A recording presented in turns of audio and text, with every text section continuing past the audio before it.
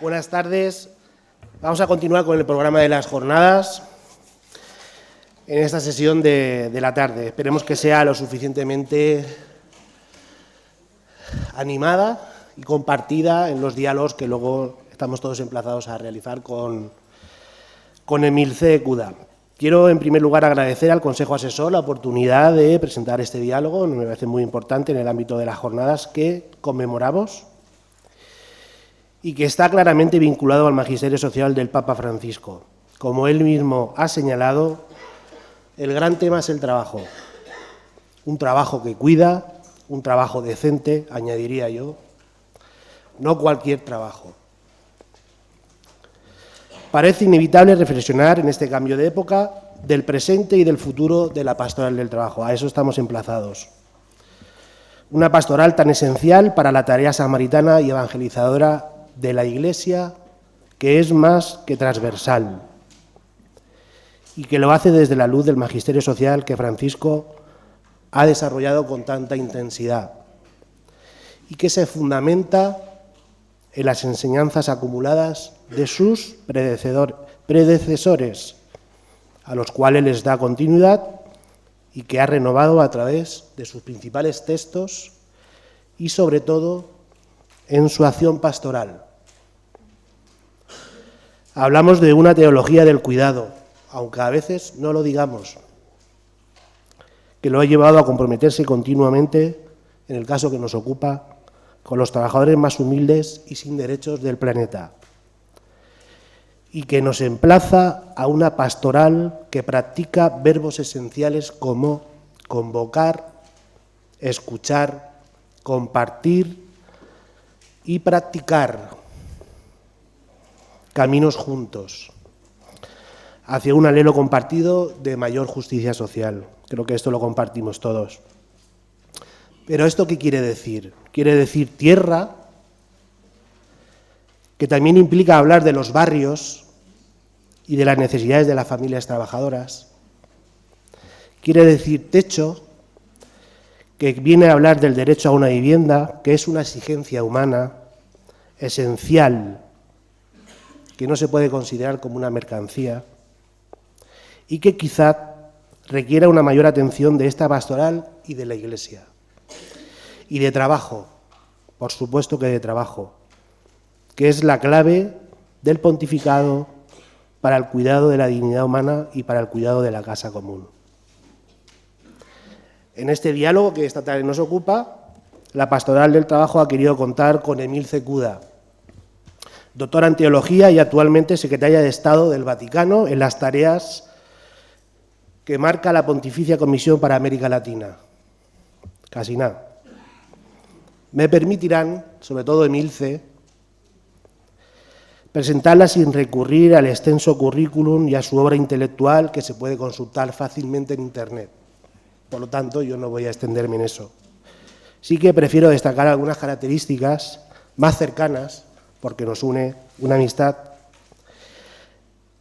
que a mi modo de ver también tienen que ver y le dan sentido al contexto de este diálogo. Conocí a Emilce en el año 2017, poco después de una experiencia transformadora que me produjo participar en el tercer encuentro de movimientos populares con el Papa Francisco. En la idea de darle continuidad a aquel signo de esperanza, acordaros que aquello fue un signo de esperanza, buscábamos una teóloga que reflexionara sobre el Papa Francisco en relación con el trabajo y los movimientos populares. Un tríodo ahí interesante. Y ahí fue cuando nació una colaboración teológica y social que ha forjado una relación de amistad con múltiples narrativas y con colaboraciones tanto en Noticias Obreras como en otros ámbitos, ¿no? Que no voy a subrayar por no hacerme muy largo. A Emilce también la podéis encontrar tendiendo puentes, creando redes de colaboración, generando espacios de diálogo y de solidaridad en su tarea pontificia. Ese es uno de sus compromisos inquebrantables y que le permite trabajar incansablemente, a lo mejor estoy exagerando, pero que le permite trabajar con mucha dureza. Ya sabéis que nuestro campo es duro. Por alcanzar esa conversión integral que tanto necesitamos, o si lo prefieren, en términos civiles, por avanzar en justicia social, que es a lo que nos llama la conversión integral de la que habla Francisco. Para comprender al Papa hay que conocer sus raíces teológicas. En ese sentido me conviene resaltar un contexto que aún le otorga una mayor legitimidad a su intervención. Emilce y Bergoglio han compartido a un maestro que está en la base del pensamiento y de la actuación, creo que de ambos, por lo menos de Francisco seguro. Me refiero al jesuita Juan Carlos Escanone, con quien Emilce compartió multitud de reflexiones, diálogos mano a mano, recorriendo el mundo, impulsando la teología del pueblo, de la que tanto habló Escanone y de la que tanta referencia hace Francisco. Hoy nos acompaña, recién llegada de Bogotá, donde ha realizado un encuentro reuniendo a los principales agentes socioeconómicos que junto a la Iglesia quieren avanzar en relaciones basadas de igualdad y de diálogo y que se concrete en derechos relacionados con el trabajo. Lo puedo volver a repetir. La Iglesia convocando a los agentes socioeconómicos para, en virtud del pontificado de Francisco, de la enseñanza de Francisco, alcanzar acuerdos en el ámbito del trabajo que se conviertan en derechos. Emilce va a compartir con nosotros algunas características de esta enseñanza social del Papa Francisco, de lo que ella denomina una obra maestra, por su riqueza teológica y por su práctica en la visión que tiene sobre el trabajo. Y después, como ha ocurrido en la anterior charla, abriremos un turno de diálogo hasta las 7:20. Por mi parte, Emilce, cuando tú quieras. Muchas gracias. ¿Aprendido, verdad? Ahora sí. Muchas gracias, Abraham. Gracias a todos por recibirme acá. A ustedes yo me siento muy cómoda porque antes de llegar al lugar que ocupo hoy en el Vaticano hice un largo recorrido de más de 30 años. Y eso fue una combinación de trabajo académico en muchas universidades de Argentina, de Estados Unidos, como profesora, pero también trabajando con sindicatos, con cámaras. Hice 7 acuerdos marcos regionales en América Latina. Colaboré con organismos internacionales como la OIT. Entonces, el Espíritu Santo va conduciendo y todo eso que parecía no tener lógica en mi vida y que parecía una maleta de locos, después fueron todos servicios que me permite dar a la Iglesia acompañando al Papa Francisco. Así que gracias, Abraham, y es verdad, somos amigos, para mí fue un regalo de la vida conocerlo, conocer a su familia.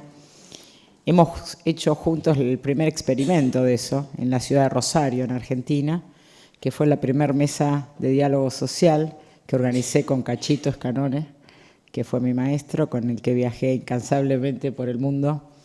Una persona muy mayor, fue profesor del Papa, y siempre estaba con miedo pensando que le iba a pasar algo a él.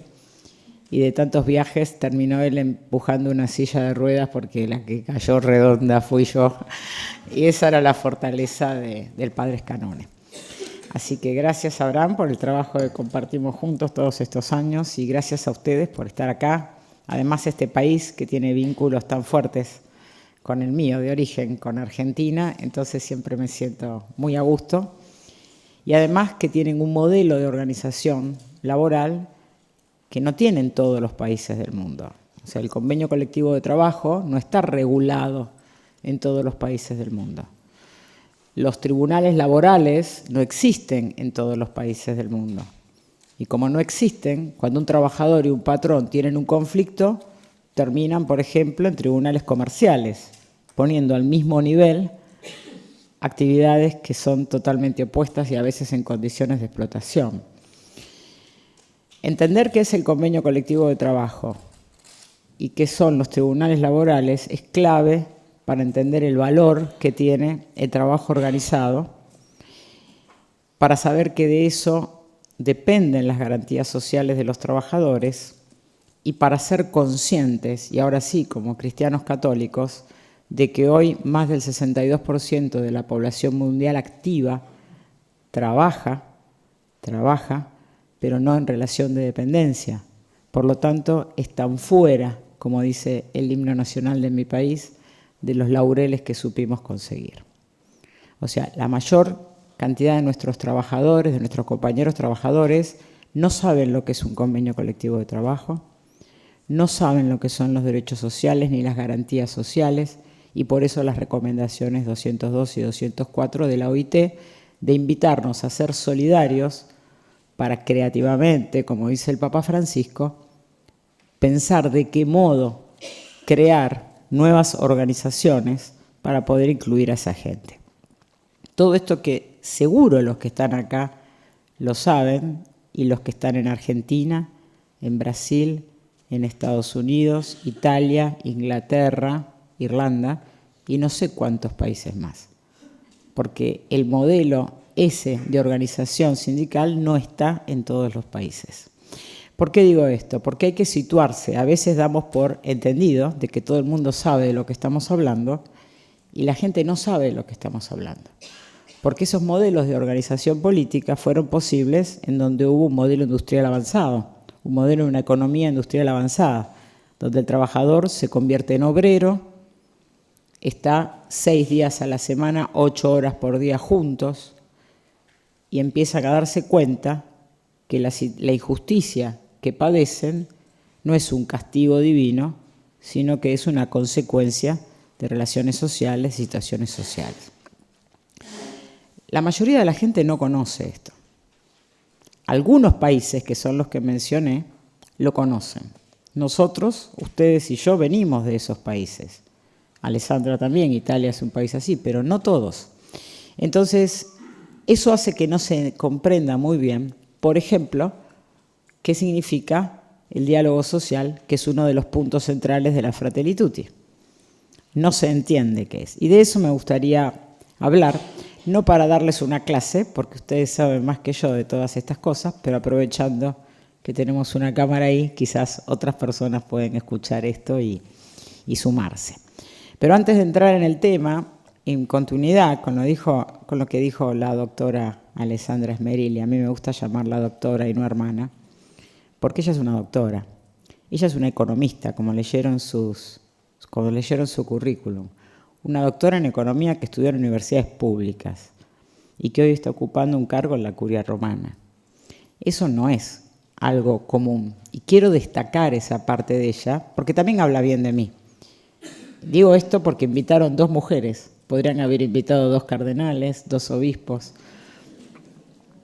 Y no creo que hayan invitado 2 mujeres para dar el cupo, ¿no? Porque espero que no, y espero que nuestras exposiciones avalen que no estamos acá para dar el cupo. Pero también habla de una nueva iglesia. Es parte de la nueva iglesia que impulsa el Papa Francisco. Poner mujeres no solamente para que den un cupo y para estar a tono con la narrativa de la época, sino ir poniendo mujeres y hombres, también cardenales, también laicos, en lugares de decisión, por la experiencia que traen, por la formación que tienen y sobre todo por la capacidad de tomar decisiones, que no son fáciles. ¿Por qué tenemos que tomar decisiones? A veces hay tiempo de consultar y a veces hay que ejecutar y eso implica mucho coraje. Y eso de ser un apóstol, ¿no? Apóstoles, la palabra, apóstoles. Cada vez que veo al Santo Padre me dice, bueno, coraje, nos dice a todos. Y esa palabra no es gratuita, porque eso es ser apóstol. Es apóstoles son los que van adelante sin miedo, siempre para adelante y sin miedo. Bueno, iban a enfrentarse a que se los coman los leones, ¿verdad? Quizás ahora los leones tienen otro rostro, pero todos los que estamos acá, como cristianos, sabemos que somos apóstoles y que vamos adelante y que la buena noticia de la cruz siempre es un escándalo y una locura. Así que es normal que se nos queden dormidos nuestros amigos cuando estamos orando, es normal que nos traicionen y es normal que nos cuelguen. O sea, como dijo Canone una vez, ¿qué esperan? Al que fundó esta religión lo colgaron, ¿qué esperan ustedes, no? Bueno, esperemos que no cuelguen a nadie, pero para que no cuelguen a nadie hay que organizarse, porque hay muchos trabajadores hoy, defensores del actual magisterio social de la Iglesia, que es un magisterio que apunta a la ecología y que están muriendo. En Latinoamérica tenemos un muerto por semana. Y no son muertos rojos, como eran en el siglo XX, son muertos verdes ahora, porque son los que defienden la casa común, ¿verdad? Y eso no puede pasar. Una estrategia, el éxito de una estrategia se mide por los resultados. Si los resultados son conflictos, son enfrentamientos, son muerte, entonces significa que estamos haciendo el camino equivocado. La curia romana, como bien la explicó la doctora Alessandra, tiene varios dicasterios, que serían ministerios. Yo pertenezco a otro dicasterio, que es el dicasterio de los obispos, y dentro de ese dicasterio hay una comisión, que es la Pontificia Comisión para América Latina. Es el único continente que tiene una comisión. ¿Y esta comisión qué hace? Contactar la situación de América, la Iglesia latinoamericana, de la Iglesia, es decir, el episcopado, los laicos, las universidades, con el Santo Padre y viceversa. Pero nos ocupamos de todos los temas. Ahora, cuando llegan temas que tienen que ver con la educación, trabajamos con el dicasterio de la educación. Cuando llegan temas que tienen que ver con lo social, trabajamos con el dicasterio de desarrollo humano integral. Así lo dice la nueva constitución de la Curia Romana. Digo todo esto para que se sepa por qué estoy acá hablando en España, siendo de América Latina, ¿no? Bueno, tiene que ver con conectar. Alessandra explicó muy bien cuál es la nueva posición de acuerdo a la nueva Constitución Praedicate Evangelium, pero para enmarcar lo que quiero decir, me gustaría hablar del primer artículo, que los invito a leer, porque en el primer artículo, porque se llama Praedicate Evangelium, o sea, predicar el Evangelio, ¿no? Esos ser apóstoles. Y en el artículo primero no habla del qué, no dice cuál es el contenido de ese evangelio a predicar. Habla del cómo predicarlo. Y dice que se predica con palabras y con gestos. Palabras y gestos. Y por si no se entiende qué significa gestos, dice tocando la carne sufriente de Cristo en el pueblo. Y por si no se entiende qué significa eso, dice lavando los pies, es decir, dando testimonio.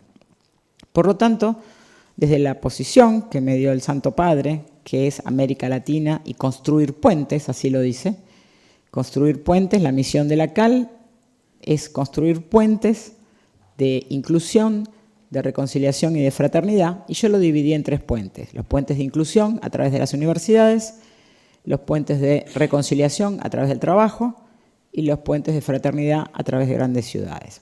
Eso hace que esté acá, porque mi función es conectar entonces América Latina y ponerla en diálogo con las 3 Américas, con Europa, con África, con Asia, y así es que fuimos construyendo los puentes con la compañía del Santo Padre sentado al lado nuestro en los diálogos con los estudiantes. En uno de esos puentes es el puente de los trabajadores. Entonces, no vengo a darles una clase, sino a dar testimonio, como dice el primer artículo de la Praedicate Evangelium. Y les voy a dar un testimonio de cómo se organizan las cosas en función de las relaciones del trabajo en América Latina. Y ustedes verán si les sirve o no ese testimonio y si podemos aprender algo de ustedes. Y cómo entrar en un diálogo a futuro sobre eso. América Latina es el primer, en algunas cosas estaba a la vanguardia. Nos hacen mala prensa, ¿no? Como que somos el continente más desigual, lo cual es verdad, más empobrecido, lo cual es verdad, pero tenemos algunas virtudes. Y si hay algo que tiene América Latina para exportar, porque lo demás se lo llevan sin permiso, pero lo que tenemos para exportar es la capacidad de organización. Y así es como la primera iglesia que se organiza continentalmente. Eso es el CELAM, la Conferencia Episcopal Latinoamericana. Y luego tenemos otras conferencias episcopales regionales en el mundo. Pero en el siglo XXI aparece una nueva conformación de la Iglesia latinoamericana, que es la conferencia eclesial, que ahora el Papa la propone para el Mediterráneo. ¿Cuál es la diferencia entre una conferencia episcopal y una conferencia eclesial? Que la conferencia episcopal reúne a los presidentes, regional, reúne a los presidentes de las conferencias episcopales nacionales. Mientras que la conferencia eclesial no es de un país, sino de una región. Es decir, que no solo son obispos, sino laicos, universidades, sindicatos, movimientos populares, de una región. O sea, parte de la conferencia eclesial amazónica es parte de Brasil, parte de Ecuador, parte de Bolivia. ¿Por qué? Porque los problemas se miran por biomas, por problemas vitales, por las fuentes de vida. Por las fuentes de vida. Entre paréntesis, una de las conferencias que di estos días, no me acuerdo dónde, yo decía que en el siglo XX, en el siglo XIX se luchó por derechos civiles, libertad de expresión, propiedad privada. En el siglo XX se peleó por derechos sociales, lo que hacemos todos nosotros. Pero en el siglo XXI estamos peleando por la vida. Por la vida. A punto tal que todos los discursos por derechos sociales están totalmente desacreditados y ni siquiera forman parte de campañas políticas. El discurso que forma parte de las campañas políticas a derecha o izquierda siempre es en torno al concepto de la vida, o sea que es una lucha mucho más primaria. Pero es la realidad.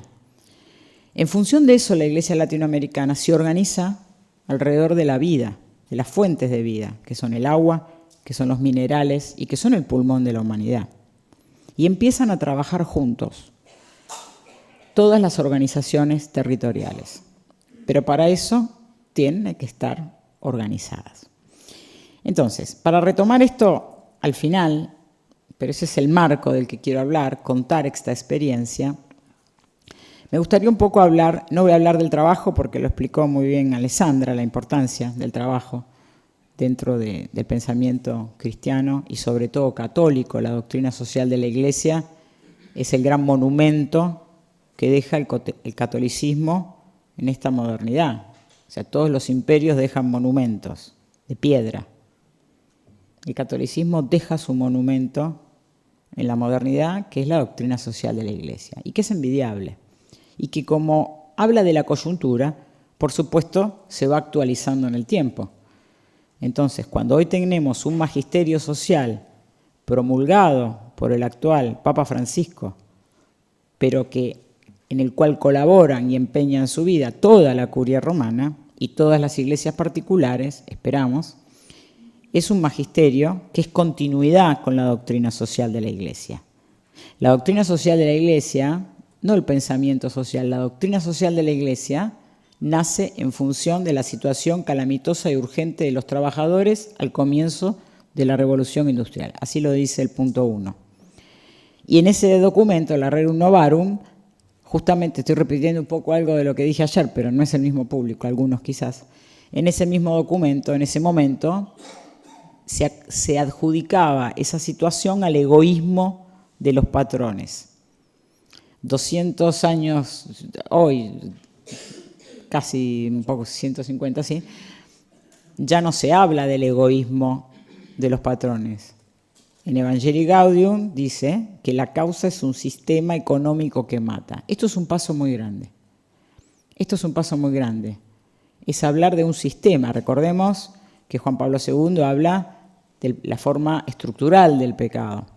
Entonces las causas hay que mirarlas de manera estructural.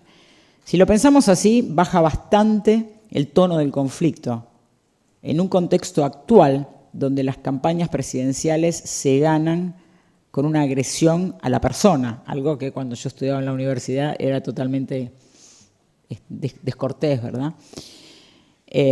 Pensar que es el sistema el que mata y no un grupo de personas es el camino para empezar a ver cómo resolverlo. Por eso se habla de transición justa, iniciar procesos de transición justa para cambiar este sistema.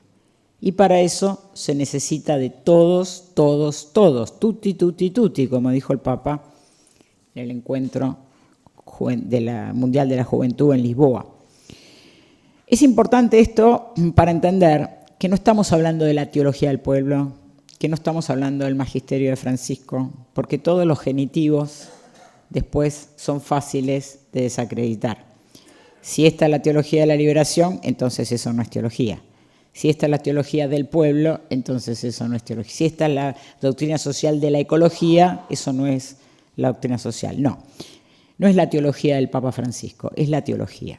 No es la teología del pueblo, es la teología y el modo de interpretar hoy, en el siglo XXI, lo social. Porque no estamos poniendo en cuestión los puntos del dogma. Estamos hablando de una doctrina social que responde a una coyuntura. Y la coyuntura del siglo XXI no es la misma coyuntura del siglo XX. Entonces, cuando en el siglo XX había que luchar por derechos sociales, en el siglo XXI hay que luchar por la vida. Porque lo que está en peligro es la vida y las fuentes de la vida. Vimos las imágenes de Valencia cuando comenzó el día de hoy. Claro, el mundo vio eso porque es Valencia, pero nadie sabe lo que pasó en Brasil, cuando por un extractivismo de la empresa Vale, una luz, se cargó todo un pueblo completo. Y eso da origen a todo el movimiento de estos jóvenes de Iglesia de Minería, por ejemplo. Entonces, a veces hay que estar en el centro para que las cosas se vean. Pero las periferias también hablan. Y esas cosas empezaron en la periferia y se pudo haber previsto, porque hace años que se está denunciando. Pero la periferia no es creíble, no es audible. Lo que está haciendo el Papa Francisco, siendo un papa de la periferia, es hacer visible esa realidad. El hecho de que sea un papa de Latinoamérica hace que muchos hayan tenido que ir a ver qué pasaba en América Latina o cuál era esa teología latinoamericana. Yo misma presenté en mi país, para entrar al Centro de Investigación Nacional hace muchos años, un proyecto para estudiar teología argentina y me descalificaron por autoayuda. Pero resulta que después salió elegido un papa argentino y mis acciones sumaron rápidamente. Entonces, bueno, la marea levanta todos los barcos, ¿verdad? Entonces, entender lo que dice el Papa Francisco, primero, es ubicarlo en el contexto espacio-temporal del siglo XXI. ¿Y cuál es la gran amenaza del siglo XXI? No son los empresarios, no es el capitalismo, es un sistema que mata. Segundo, ver cuál es la iglesia de la que viene el Papa Francisco. Una iglesia que tuvo a lo largo de la historia una gran capacidad de organización. Ni que hablar en el pensamiento social de la iglesia, del cual Latinoamérica tiene una larga historia. No nace con la teología de la liberación, que no era toda Latinoamérica, ni mucho menos, de hecho, no estudiábamos eso en la universidad. Entonces, este magisterio social es el magisterio social de la Iglesia, promulgado por el Papa Francisco, pero al cual adhieren universitarios, académicos, investigadores y toda la curia romana. Esto es importante porque si no, si decimos que es del Papa Francisco, bueno, para los que están rezando que se muera el Papa, que se muere muerto el perro, muerta la rabia, dice un refrán, ¿no? Pero es importante que no es una persona, es la Iglesia. En ese corpus hay una armonía. El Papa habla mucho de la armonía. Y la armonía es un lenguaje del arte. Es decir, la belleza aparece cuando se logra la armonía de las partes. Todas estas partes son todas distintas, no son iguales, son equivalentes, equidistantes, pero no son idénticas. Si yo en la política quiero identidad entre las partes, tengo un sistema totalitario. Lo que quiero es una equivalencia, no quiero que 5 sea igual a 5. Voy a querer que 5 sea igual a 3 más 2. Logro una equivalencia. Eso es una democracia. Y cuando hay una equivalencia entre las partes, ahí aparece la belleza. O sea que para ver la armonía del actual magisterio social, que es de mucha gente, hay que ver el corpus completo. Y entonces uno puede llegar a entender de qué habla, por ejemplo, la última encíclica social, que habla del amor. Alguien dijo hoy, la última pregunta o intervención fue sobre el amor, cuando hubo el debate, ¿verdad? Entonces, este magisterio empieza con un documento que es la exhortación Evangelii Gaudium, donde él planta los principios. Y él dice, tenemos que ser una iglesia en salida. Bueno, una iglesia en salida no es solamente, como también se dijo hoy, el fin de semana, cuando me queda tiempo, voy a cocinarle algo a los migrantes. No. Si yo soy director de la NASA, tengo una estudiante, tuve el año pasado en la Universidad de Loyola de Chicago, que era directora de un departamento de la NASA, muy importante. Y ella estaba muy afligida y estaba haciendo un posgrado en teología. Y estaba muy afligida porque no tenía tiempo para ocuparse como católica de algo. Bueno, no queremos que esa mujer el sábado esté cocinando, queremos que descanse para que el lunes, cuando llegue a su lugar de trabajo, desde sus principios cristianos y católicos, tome las decisiones correctas, ¿no? Eso también es importante, que todo trabajo es cuidado, como dijo Alessandra. Todo trabajo es cuidado. Aún no es que solamente cuidan los que están cuidando a los niños y a los ancianos. Cada presidente, cada senador, cada rector de universidad, cada obispo, cada secretario de la curia, cada CEO de una multinacional debe de entenderse como un cuidador. Porque si no, no salimos de este problema. Esa es la primera conversión. La segunda conversión, que todos deben entenderse como trabajadores. Esto es importante porque es muy gracioso ver que se llama trabajadores a los que no tienen trabajo. ¿Vieron? Los trabajadores son los que no tienen trabajo. Los que tienen trabajo no son trabajadores. Llamamos trabajadores a los que no tienen trabajo, a los que están desocupados. Pero los trabajadores son profesionales, ¿no? Ninguno es trabajador. Bueno, eso no corresponde al magisterio social de la Iglesia. Todo ser humano es un trabajador. Si yo al migrante le quito la categoría de trabajador, lo estoy deshumanizando. Por eso asociamos en Latinoamérica la palabra trabajador. Argentina es un país receptor de migrantes desde siempre. Y nunca hablamos de migrantes, hablamos de trabajadores, los trabajadores bolivianos, los trabajadores paraguayos. No le quitamos eso que define a lo humano, como bien dijo Alejandra, que es ser un trabajador. Entonces, todo ser humano es un trabajador. Por lo tanto, cualquier actividad laboral que haga para poder vivir hasta el día siguiente es un trabajo, pero técnicamente no es trabajo hasta que el Estado no lo reconoce como trabajo. Y esto también lo saben. Es decir, una actividad laboral me permite ganar dinero para sobrevivir. Si yo viví hasta el día siguiente, o algo hice, o alguien trabajó por mí. Pero la supervivencia depende del trabajo, ¿no? De hecho se dice, puse dinero a trabajar en el banco, ¿no? El dinero trabaja por mí. O sea, el concepto de que la supervivencia viene del trabajo está incluso en el lenguaje financiero. ¿Qué pasa con estos trabajadores que hacen una actividad laboral, pero si el Estado no las reconoce como trabajo, no pasa a gozar de los derechos sociales y de las garantías sociales? Por ejemplo, si yo soy portero en un país donde la actividad laboral de la portería del encargado de edificio no está reconocida por el Estado como trabajo, no pueden asociarse sindicalmente, no pueden tener personería jurídica y no pueden firmar convenios colectivos de trabajo. Hoy la tecnología hizo que prescindamos de muchos cuerpos en las relaciones productivas. Salieron de valor de la cadena de producción, pero entraron en el valor como mercancía de otra manera, en el tráfico humano, en la venta de órganos, en las cárceles privadas. Es decir, los cuerpos siguen estando en esa cadena, pero de una manera inhumana.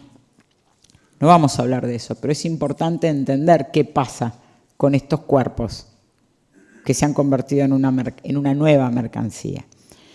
Volviendo al tema del trabajo, si el Estado no reconoce esas nuevas actividades laborales como trabajo, no pueden asociarse, no pueden hacer un sindicato. Si no los tenemos organizados a los trabajadores en sindicatos, como ustedes bien saben, y por otro lado no tenemos organizados a los empresarios en cámaras, no podemos sentarnos a hacer un convenio colectivo de trabajo. ¿Qué es un convenio colectivo de trabajo? Es la estructura de la OIT, tripartita, trabajadores, empresarios, delante del Estado, que legitima ese acuerdo y pasa a tener una forma de ley. Esto que todos los que estamos acá lo sabemos, hoy no se sabe. Ya no se sabe más qué es un convenio colectivo de trabajo. Primero porque muchos países no lo tienen legalizado, no lo tienen codificado. Segundo, porque gran parte de la población mundial lleva 4 generaciones sin trabajo organizado, sin trabajo formal. Entonces no sabe que existe esta herramienta que es el convenio colectivo de trabajo.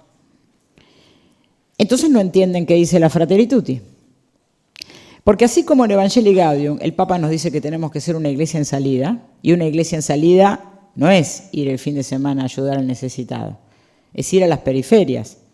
Por ejemplo, en mi caso, llamar a una mesa de diálogo social, la CAL con el CELAM, y juntar en Bogotá a todos los presidentes de todas las centrales regionales de trabajadores, a todos los presidentes de todas las cámaras regionales de empresarios, la OIT, la Conferencia Episcopal de los Estados Unidos. ¿Por qué?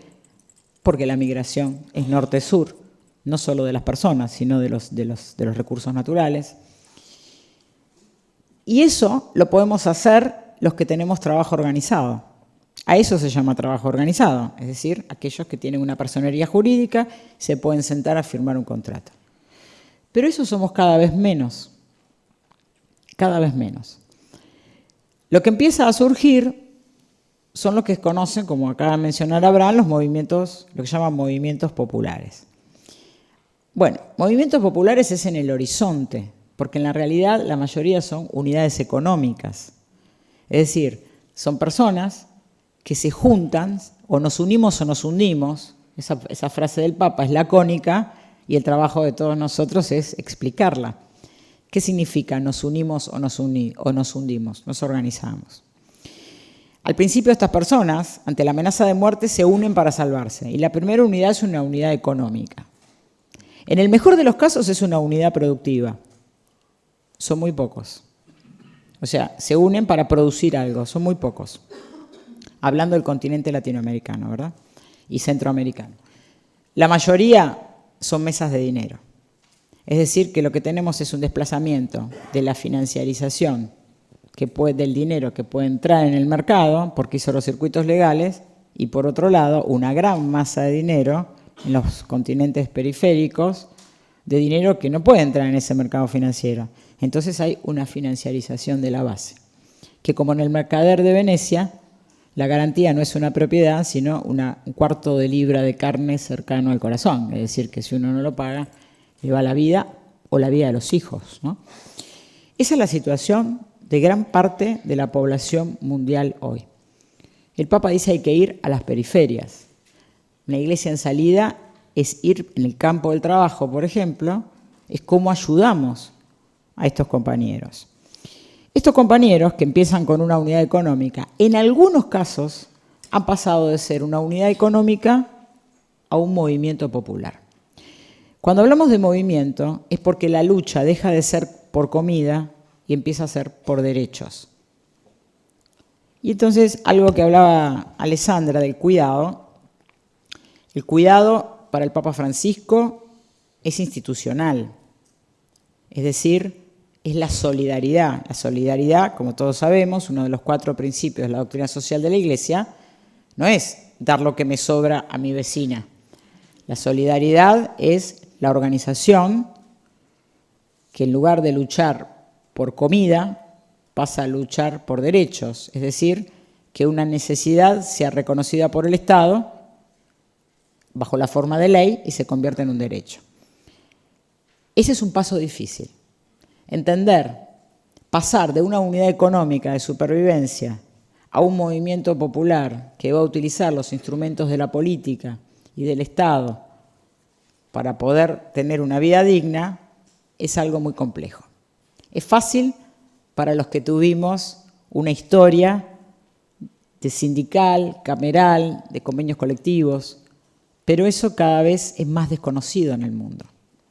Por eso, cuando el Papa habla de diálogo social, La gente no entiende, piensan que está hablando del diálogo entre dos personas o dos amigos o dos vecinos que pelean por dónde pone la basura a la noche cada uno, pero no, eso no es el diálogo social.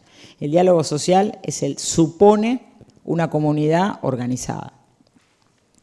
El diálogo social es entre partes de un campo social en conflicto. El Papa dice, el conflicto, pero esto está en la Gaudium et Spes, segunda parte, punto 4, o sea, conflicto tiene que estar sobre la mesa, no se lo puede ocultar.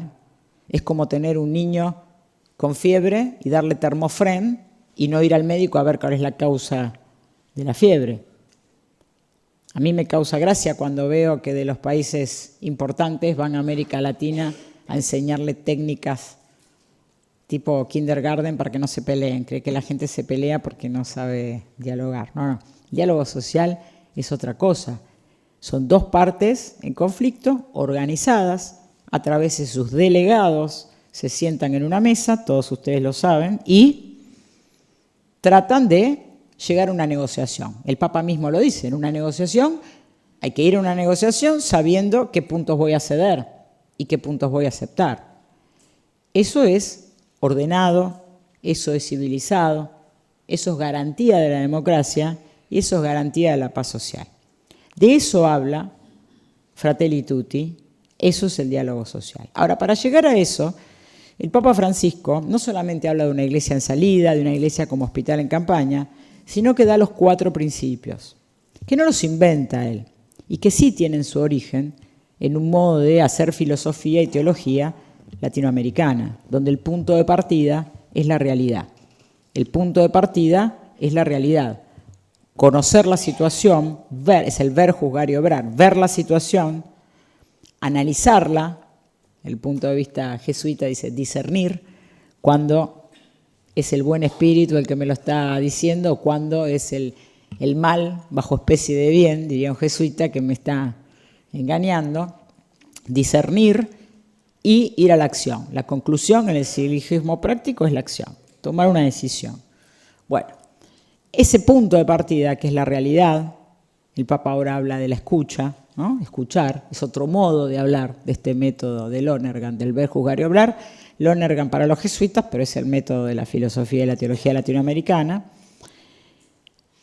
Y da 4 principios para el discernimiento, que también vienen de ese mundo.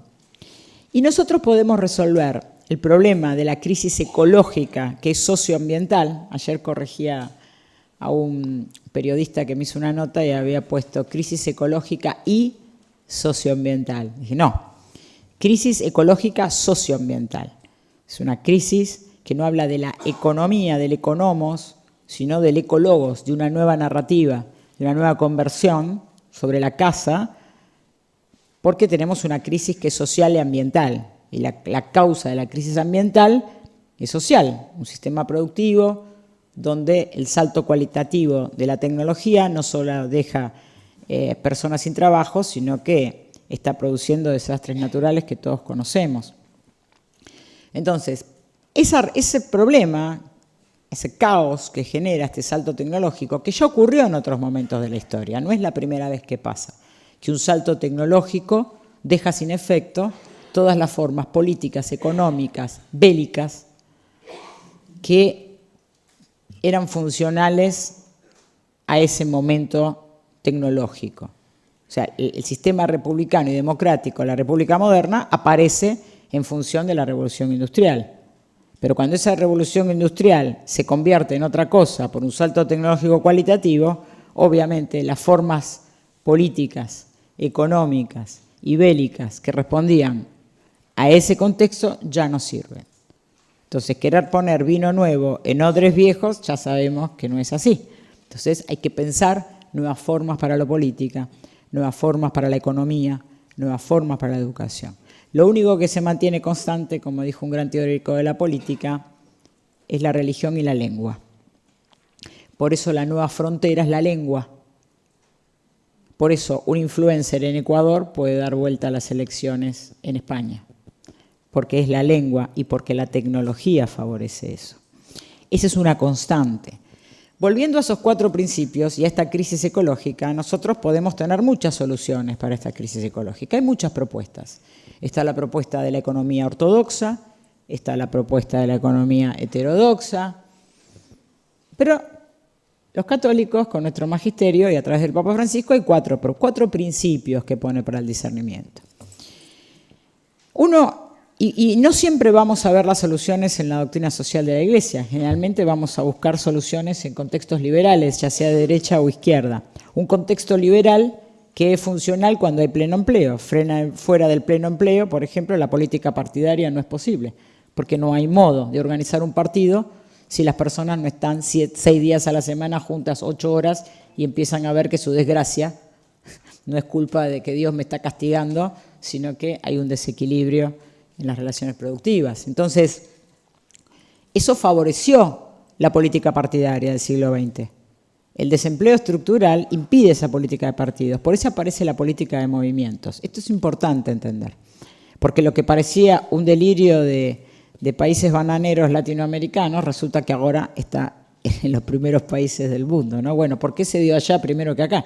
Porque el desempleo estructural empezó en la periferia, es muy simple. No porque seamos la vanguardia, sino porque somos los últimos en la cadena alimenticia, entonces nos quedó ahí primero. Pero es interesante estos 4 principios, que la realidad es superior a la idea, por eso el Papa critica las ideologías. La ideología es justamente mi visión de mundo, balconeando la vida, la que construyo balconeando la vida, como dicen Christus Vivit, la de laboratorio, como creo que debe ser el mundo, la democracia, la iglesia, esa es la idea, y que después la defiendo a muerte y le rindo culto, entonces hago un discurso para defender esa idea y lo convierto en ideólogos y después lo idolatro, ¿no? Es una idolatría. O la realidad. Cristo dice, ¿cuál es la verdad? Le pregunta Pilatos. Y Cristo dice, esto es la verdad. Soy una persona, yo soy la verdad, ¿no?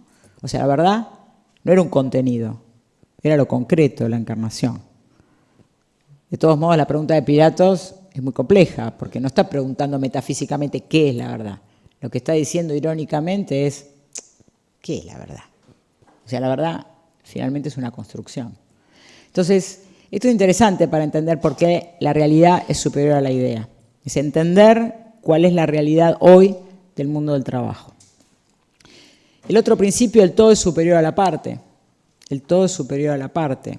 La Iglesia católica no es la Iglesia protestante, donde cada uno tiene una terminal local. Es el catolicismo.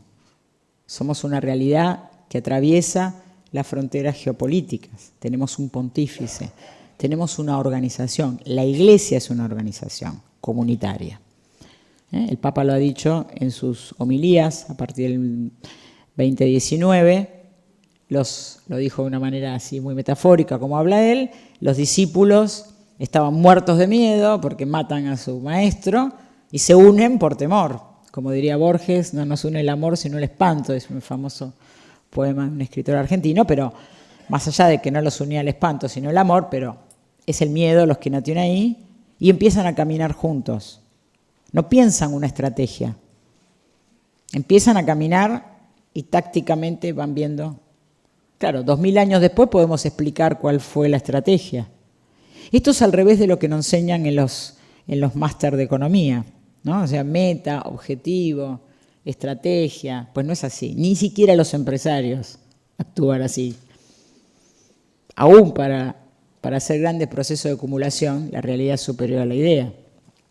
Entonces, primero está la unidad y después vamos tomando como apóstoles, sin miedo y hacia adelante, creativamente, cuáles son las soluciones que nos permiten la vida. Y después podemos contar cuál fue la estrategia. Por eso la realidad es superior a la idea siempre. Y por eso el todo es superior a la parte, porque cada una de esas partes aisladas son víctimas de acoso. No solamente acoso sexual, acoso laboral, acoso a la fe. Hoy hay gente que increpan en su fe y en su catolicidad a otros que políticamente piensan distinto y los doblegan en sus elecciones políticas cuestionándoles su nivel de catolicidad. por ejemplo. No estoy diciendo nada que no aparezca en los periódicos. Entonces, eso lo dice el Papa en el capítulo 1 de Fratelli Tutti, se llama Sombras, y lo describe muy bien. Primero me atemorizan, me aíslan y después me venden su falsa mística de salvación comunitaria. La salvación es comunitaria, pero desde el comienzo, o sea, es la unidad. El Papa habla de la unidad, o sea, la unidad salva. Eso es la Iglesia, así nace la Iglesia. Entonces, cuando el Papa habla de la unidad, no está diciendo nada distinto a la historia de la Iglesia. Y cuando habla de una comunidad organizada, tampoco, porque la Iglesia es eso. La Iglesia está toda en la parroquia de acá a la vuelta y no está. Toda la Iglesia está ahí y al mismo tiempo no está, porque es eso y no es eso porque es más que eso.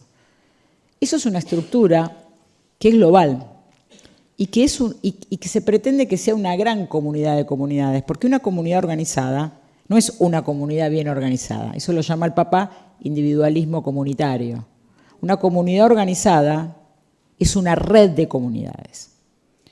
Ustedes son una red de comunidades, porque acá, por lo que escuché, hay por lo menos 5 comunidades distintas, ¿no? La OAC, la Pastoral, la Juventud Obrera Católica. Bueno, tenemos también los sindicatos, pero ahora tenemos los gremios, aquellos países donde los movimientos populares lograron una personería jurídica. No es en todos. Los países como Brasil y Argentina, que tenían una larga tradición de historia de luchas sindicales, ¿qué hacen? Pueden organizar estos movimientos populares con una personería jurídica.